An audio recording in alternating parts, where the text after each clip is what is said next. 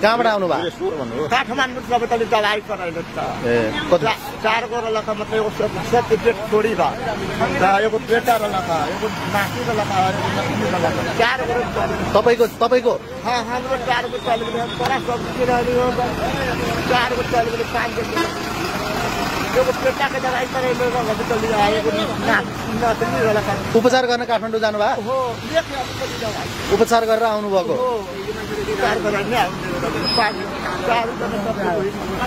तपाईँ कसरी बाँच्नु भयो त?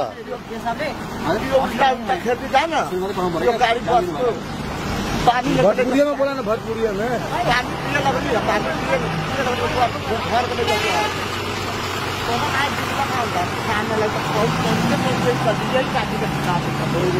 पौडेर आउनु भएको? पौडिन जानु भएको थियो?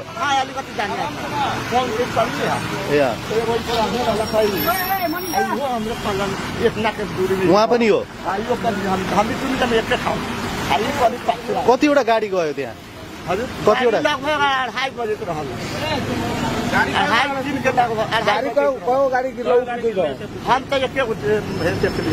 कतिजना थिए गाडीमा कतिजना हुनुहुन्थ्यो?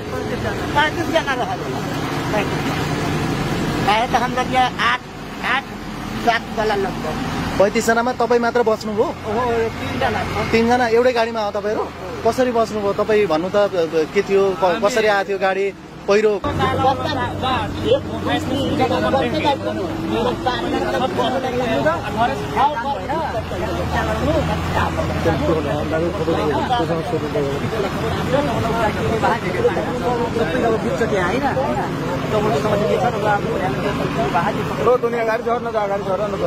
हजुर पनि हिजोको गाडीमा आउनुहुन्थ्यो?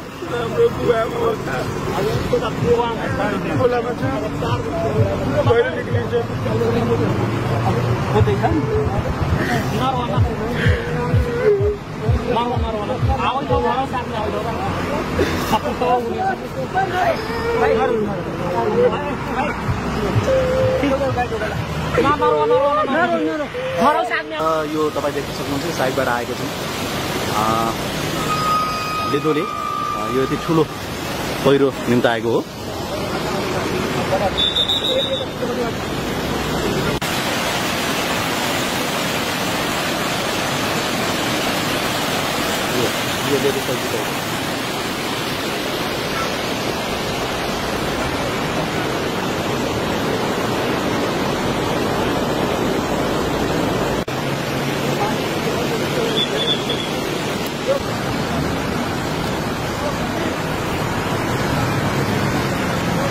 दाइ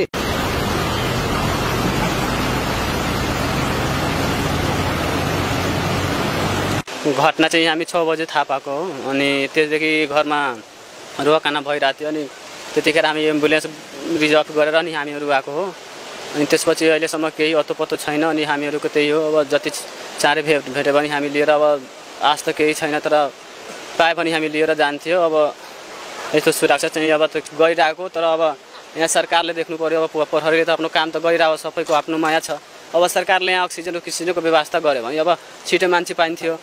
अब यहाँ लकरीले अब चुम्बुकले सटाएर त मान्छे पाउँदैन नि त त्यही हामीहरू बिन्ती गर्न चाहन्छु सरकारलाई अब कि अक्सिजनको व्यवस्था गरेर यहाँ छिटो काम गर्नु पर्यो। अब बिहानैदेखि 3 बजेको घटना छ 3:30 बजेको अहिलेसम्म 5 बजिसक्यो अब मान्छेको अत्तो छैन। फोन आयो कि बस पल्टेछ होइन तब फोन मैले लगायो न त मोबाइल स्विच अफ आएको थियो मेरो नानीको मोबाइल।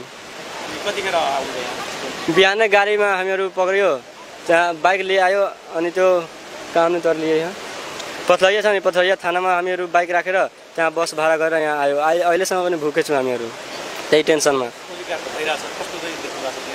के हो खोजेका यहाँ मान्छे भित्र पसिरहेको छैन अनि यस्तो लाठीले गर्न थोरै मिल्छ बस हो सबै घरमा सबै रुवाकुना भइसकेको छ फोनमा फोन आइरहेछ 2 जना हाम्रो गाउँपालिकाको मेरो पर्सौनी गाउँपालिका 12 हो वार्ड नम्बर 1 मा बस्ने हाम्रै छिमेकी घरको नजिक भएको ताराचन्द पटेल भन्ने अब हामीले त्यो सुनेको बिहान न्युजमा अब उहाँले अर्कोको नामबाट टिकट लिनु भएको थियो त्यही भएर थाहा नभएर हामीले अलिकति ढिलो थाहा भयो त त्यही भएर हामीले यहाँसम्म आइपुगेको हजुर हामी सबै त्यहाँबाट आइसकेका छौँ 5-7 जना हामी आफन्तहरू नै हो हामी पनि आफन्तै हो उहाँको हाम्रो ताराचन्दजी जुन हुनुहुन्छ आफ्नो भाइ पर्ने हुनुहुन्छ त्यो सुनेपछि हामीले सबै घरमा पनि सबै रुवावासी भएको अनि त्यही हामी पत्ता लगाउन आएको यहाँ उधारमा के कस्तो भइराखेको छ त्यही हेर्न हामीले आएको अब यहाँ त अहिले मैले देखा परेको के छ भने यहाँ अब नेपाली सेनाको र हाम्रो सशस्त्र प्रहरीको उहाँहरू अब स्पट भएको त्यो उहाँहरूले लाग्नु भएको थियो तर अहिलेसम्म केही यकिन हुन सकेको हामीले पाएनौँ उहाँहरूसँग अहिले नै त्यो सिडिओ साहब हुनुहुन्थ्यो उहाँले पनि त्यही कुरा भन्नुभयो अब उहाँले भन्नुभयो भोलि फेरि अब त्यसको खोज तलास हुन्छ तर अलिकति यसमा ढिलाइ भएको मैले अलि महसुस गरेको छु हजुर किनभने यत्रो अब 60 जनाको यस्तो घटना घटेकोमा